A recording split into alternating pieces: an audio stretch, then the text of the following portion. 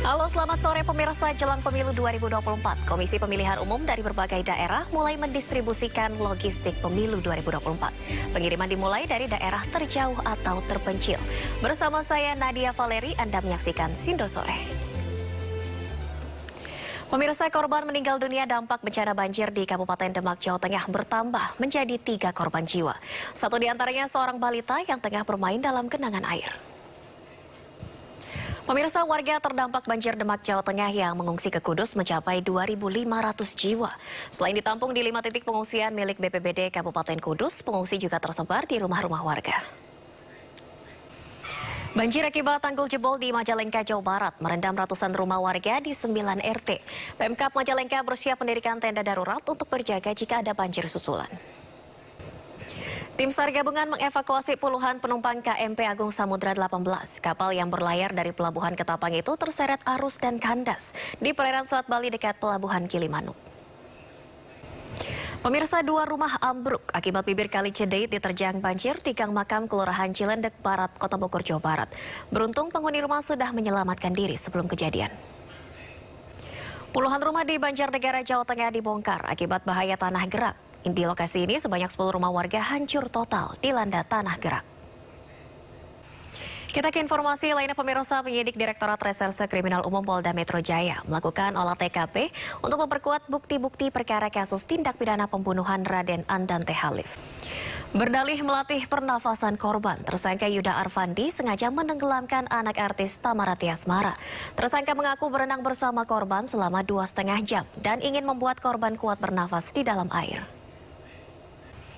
Ya, sementara itu pemirsa, ibu korban Tamarati Asmara menyerahkan proses hukum sepenuhnya kepada pihak kepolisian. Tamara juga membantah menutupi kasus meninggalnya sang buah hati. Film dokumenter berisi pernyataan 3 pakar hukum tata negara terkait dugaan kecurangan pemilu 2024 ramai. Kembali di Sindo Sore pemirsa, sejumlah mahasiswa di Yogyakarta mengajak masyarakat, buruh, tani, mahasiswa, akademisi, dan tokoh agama menggelar aksi sejagat. Kita ke informasi lainnya pemirsa, muncul pemberitaan media asing tentang penyelidikan dugaan dalam pembelian 12 jet tempur Miraj dari Qatar. Berita ini pun menghebohkan publik.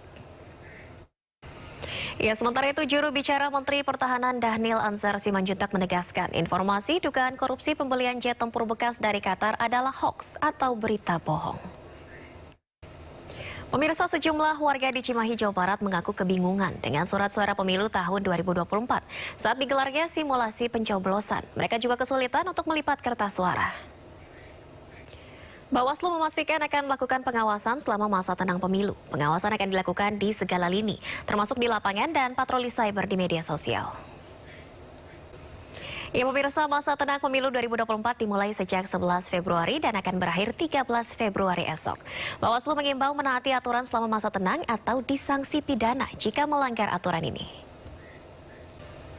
Badan Pengawas Pemilu telah memetakan tempat pemungutan suara atau TPS rawan pada pemilu 2024. Ketua Bawaslu Rahmat Bagja mengatakan pemetaan tersebut dilakukan berdasarkan 22 variabel dan 7 indikator. Pemirsa, Kabar Harkam Polri Komjen Fadil Imran menegaskan kembali netralitas Polri dalam tahapan pemilu 2024. Fadil menyampaikan dengan berkaca dalam kasus yang dilaporkan, masyarakat diimbau jangan langsung percaya mengenai informasi yang belum tentu kebenarannya. Sebelumnya beredar video yang menuturkan Kapolri telah memerintahkan Dirbinmas untuk memanfaatkan sarana ibadah untuk memenangkan paslon tertentu. Pemirsa, beredar film dokumenter berisi pernyataan 3 pakar hukum tata negara terkait dugaan kecurangan pemilu 2024 di media sosial. Ketiga pakar tersebut mengurai berbagai instrumen kekuasaan digunakan untuk tujuan memenangkan pemilu. Ya pemirsa, hari pemungutan suara semakin dekat. Situasi yang rawan kecurangan menjelang pemilu 2024 membuat semua orang semakin waspada. Dan untuk membahasnya sore ini telah bergabung bersama kami Manajer Program Perkumpulan untuk Pemilu dan Demokrasi atau Perludem, ada Mas Fadil Ramadhanil, kemudian juga pakar hukum tata negara Oce Madril. Selamat sore Bapak-bapak. Sore Mbak. Selamat sore Mbak Valeri. Ya, mungkin ke Mas Oce terlebih dahulu. Mas Oce, pemilu 2024 ini kan dinilai syarat dengan dugaan kecurangan. Dari masing-masing tim ses paslon menilai ada kecurangan yang dilakukan satu sama lain. Bagaimana tanggapan Anda? Ya, menurut saya pendapat mengenai kecurangan di DOR konstruksi hukum pemilihan umum, karena memang salah satu bab terpenting di dalam Undang-Undang Pemilu itu adalah bagaimana bicara mengenai penanganan kecurangan. Jadi kecurangan itu sudah lama, bahkan sejak Undang-Undang Pemilu dibentuk, berbagai macam potensi kecurangan, bagaimana mengatasinya, penanganannya, itu kan disimulasikan dan kemudian dibicarakan. Dan dalam pemilu 2019 menurut saya juga potensi kecurangan atau kejadian-kejadian kecurangan itu juga menjadi bagian dalam proses pemilu yang ditangani dan menjadi bahan tidak hanya diskusi tapi juga dibawa ke ruang-ruang yang lebih formal ya, ke Badan Pengawas Pemilu misalnya, ke Mahkamah Konstitusi misalnya, atau ke lembaga peradilan PT UN. Jadi bicara kecurangan dalam proses pemilu sangat mungkin terjadi. Konstruksi hukumnya juga banyak pasal yang bicara mengenai bagaimana kecurangan itu bisa terjadi dan bagaimana mengantisipasi, termasuk ancaman-ancaman hukumannya begitu. Jadi menurut saya kecurangan itu satu hal yang lazim ya dibahas dan kemudian dibicarakan dalam proses pemilu. Baik, Mas Oce, dugaan atau potensi kecurangan pemilu memang sudah ada sejak pemilu lalu di tahun 2019. Nah, kalau Anda melihatnya, Mas Oce, bagaimana perbedaan antara pemilu 2019 dan pemilu tahun ini? Lebih banyak mana dugaan atau potensi kecurangan? Saya tidak punya data statistik, mungkin Mas Fadli punya data statistik angka-angka semacam itu. Tetapi kalau kita bandingkan resonansi antara pemilu 2019 dengan pemilu 2020 kan banyak pretensi-pretensi atau asumsi-asumsi. Tapi ini menurut saya 2024 itu menyebar ya, pembicaraannya menyebar, resonansinya sampai masuk ke tingkatan yang masyarakat biasa bahkan. Tapi kita perlu lihat sebanyak apa data penanganan kecurangan yang ada di Bawaslu.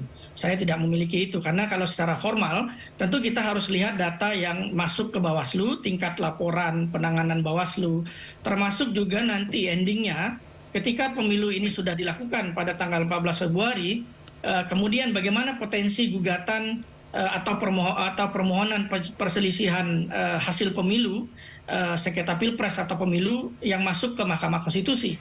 Karena di pemilu 2019 ada 3 pola kan yang selalu dipersoalkan, baik itu pelanggaran dari sisi administrasi, pelanggaran dari sisi proses-proses pemilu menuju pemungutan suara, termasuk pidana di dalamnya, dan satu lagi soal di ujung itu ada hasil ya, hasil yang kemudian dipersoalkan, siapa memperoleh berapa angka dan seterusnya. Jadi data itu tentu perlu kita cross check ke Bawaslu ya, badan formal yang memang menangani pelanggaran pemilu. Tapi boleh jadi data ini tidak menggambarkan kejadian sesungguhnya ya Mbak ya, karena banyak juga nampaknya potensi kecurangan yang itu dalam berbagai alasan mungkin tidak dilaporkan ke Bawaslu ya, mungkin saya tidak tahu alasannya, tidak ada penanganan atau seperti apa, tapi ini perlu di cross check, diverifikasi lebih lanjut begitu. Baik, resonansi pemilu 2024 lebih nyaring, bahkan sampai ke ranah publik. Dari Perludem mungkin Mas Fadli, tadi kan Mas Oce mungkin melempar ke Perludem ini, apakah memiliki data lebih banyak mana dugaan atau potensi kecurangan di pemilu 2019 dibandingkan tahun 2024 ini? Apakah Perludem ini punya data-data statistik yang mungkin, Mas Fadli? Ya, kalau kita lihat dalam data kuantitas memang tidak selalu dan berdampak pula pada proses penegakan hukum yang tidak konsekuen gitu ya. Kita bisa lihat ada banyak tindakan-tindakan dari pejabat negara, tindakan-tindakan dari beberapa aparatur pemerintah, bahkan sampai ke level kepala desa yang harusnya mereka punya batasan-batasan tertentu kalau akan melakukan kampanye. Bahkan kalau level aparatur pemerintah, TNI, Polri, perangkat desa, dan kepala desa itu kan nggak boleh berkampanye. Nah, tapi penegakan hukumnya sangat lemah. Dan kita bisa cek saja kepada Bawaslu yang juga baru beberapa saat yang lalu atau kemarin ya merilis data laporan penanganan pelanggaran. Tinggal kita cek saja dari 300-an laporan pelanggaran yang disampaikan itu, identifikasi pelanggarannya, jenis pelanggarannya apa saja. Jangan sampai kemudian yang banyak itu justru laporan terkait dengan alat peraga kampanye. Kalau soal alat peraga kampanye kan sebetulnya bisa diselesaikan seketika itu juga. dan itu pun banyak sekali yang tidak tertangani dengan maksimal. Kita bisa lihat sepanjang jalan protokol di Jakarta itu, banyak sekali alat peraga kampanye, bendera partai, baliho, spanduk yang terpasang di pohon, di jalan protokol, di jembatan yang tidak ditertibkan. Nah, yang jauh lebih penting sebetulnya adalah bagaimana Bawaslu bisa mengidentifikasi potensi-potensi pelanggaran yang jauh lebih strategis dampaknya terhadap integritas penyelenggaraan pemilu. Misalnya soal potensi politisasi atau kemudian penyalahgunaan kewenangan oleh aparatur. Nantinya bisa ikut berpartisipasi untuk menjadi bagian dari proses pengawalan demokrasi yang berkualitas ini. Mungkin masyarakat, bagaimana caranya mereka untuk bisa melaporkan dugaan dari kecurangan di pemilu nanti? Ya, ada banyak inisiatif yang sudah dilakukan oleh kelompok masyarakat sipil ya. Misalnya untuk mengidentifikasi atau mempermudah masyarakat melaporkan Integritas pemilu. Mungkin kita kembali lagi ke Mas Oce. Mas Oce ini sudah nonton belum film yang ramai diperbincangkan ini, Dirty Vote, yang keluar beberapa hari saja sebelum pencoblosan. Tanggapan Anda terhadap film ini bagaimana? Mas Oce, apakah ini perlu juga diusut oleh lembaga pengawas pemilu atau seperti apa? Ya, memang apa yang ditampilkan di film tersebut menurut saya tidak jauh dari realitas yang memang hadapnya. Jadi itulah karakteristik dan itulah kesulitannya, termasuk ketika bicara mengenai regulasi pemilu. Kalau kita lihat regulasi pemilu, undang-undang pemilu, itu banyak sekali loophole-nya. Sehingga ketika banyak pihak yang mengatakan silakan dilaporkan, silakan diproses dan seterusnya, itu tidak gampang. Tidak gampang membuktikan, tidak gampang membawa alat bukti dan seterusnya. Harapan terakhir tentu saja ketika Mahkamah Konstitusi itu diharapkan bisa kemudian menjadi pengadil ketika proses ini sudah berjalan sampai akhir. Mahkamah Konstitusi itu diharapkan tidak bersifat legalistik, formalistik begitu ya, melihat bagaimana kecurangan-kecurangan itu mempengaruhi hasil dari pemilu. Tetapi berkaca dari putusan Mahkamah Konstitusi 2019, pemilu 2019, Mahkamah Konstitusi dalam putusannya itu sangat legalistik. Karena pada akhirnya MK mengembalikan kepada prosedur formal yang sudah dimiliki dalam Undang-Undang Pemilu, misalnya melalui Bawaslu, PT UN, ya, kemudian ke MK sendiri. Sehingga memang tantangannya Mbak Valeri itu adalah bagaimana membuktikan potensi kecurangan yang sudah diresonansikan, dirasakan oleh banyak pihak, itu dibawa ke jalur formal. Sehingga dugaan-dugaan kecurangan itu betul-betul mempengaruhi hasil pemilu pada akhirnya. Tapi kalau tidak, tentu kalau ini tidak diselesaikan, tentu akan menjadi pembicaraan publik dan kita tidak tahu akan berapa lama pembicaraan itu dan apa yang akan dampak sosial dari pembicaraan itu kepada kehidupan demokrasi ke depan. Baik, sulitnya membuktikan dugaan pelanggaran dengan bukti konkret untuk bisa dibawa ke jalur formal. Mungkin dari Mas Fadli, bagaimana Perludem menilainya, apakah film Dirty Vote ini bisa kemudian ditindaklanjuti oleh lembaga pengawas pemilu? Itu yang sebetulnya kita dorong juga. Dengan adanya film ini kita bisa menjelaskan kepada publik ada banyak sekali. Harapkan juga masyarakat melalui tadi platform-platform aplikasi yang sudah disediakan. Masyarakat juga bisa ikut berpartisipasi untuk menjaga pemilu yang sesuai dengan azas luber dan jurdil. Terima kasih banyak Mas Oce dan Mas Fadli telah bergabung di Sindo Sore. Terima kasih, sehat. Selamat sore. Ya pemirsa, jelang pemilihan umum, kita ke informasi selanjutnya. Jelang pemilihan umum 2024, Komisi Pemilihan Umum dari berbagai daerah mulai mendistribusikan logistik pemilu 2024. Pengiriman ini dimulai dari daerah terjauh atau terpencil.